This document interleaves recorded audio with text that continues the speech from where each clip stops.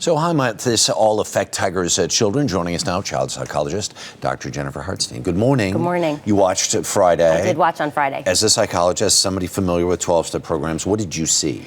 The primary thing he did was he asked for forgiveness, which is one of the steps that he needs to go through.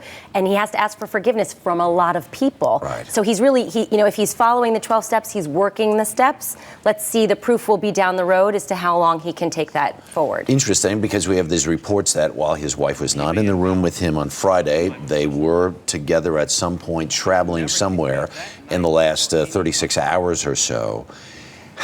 What's the most important thing he needs to do to build that bridge back to his family, to his wife and kids? I think words are words, and that's the concern that I would have, certainly, if he were my husband. So now he needs to show through behavior that he's really changing. I think in order to build trust, you need to prove it, so to speak. So Right. he needs to really demonstrate through behavioral change that it's going to last, and that's important. His kids are young, and in some ways that's got to be a huge advantage. I think so. His kids are 3 and 1. So they're not so tapped into the news. They're not watching all of these reports. And if they see any of it, they may not know it's any different than Daddy on the news like he is Right. for golf. And Daddy's on the road a lot anyway. Right. And Daddy's so on the maybe road his a lot. absence is not felt so much.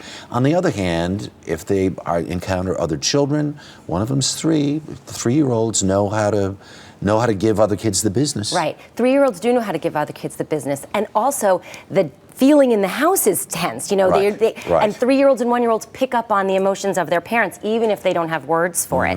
So it's going to be very important to keep as much consistency for them as possible. I know that the daughter, Sam, is going to her school. She's going every day. Right. How much can we keep the same people around them so their life doesn't change so much? Keep things as normal, theoretically, Yes. as possible.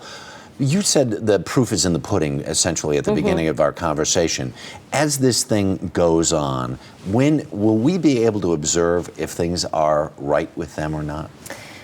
I hope that we don't, so that means that they're actually not in the media spotlight and can actually work on their lives. But if we are, because we all want to know, I think you'll be able to see a connection. You'll be able to see them together and bonded and in the way that they interact, which will be different. And that would be really great for them and for their children. Very interesting stuff. Dr. Jennifer Hartstein, do appreciate it. Thanks.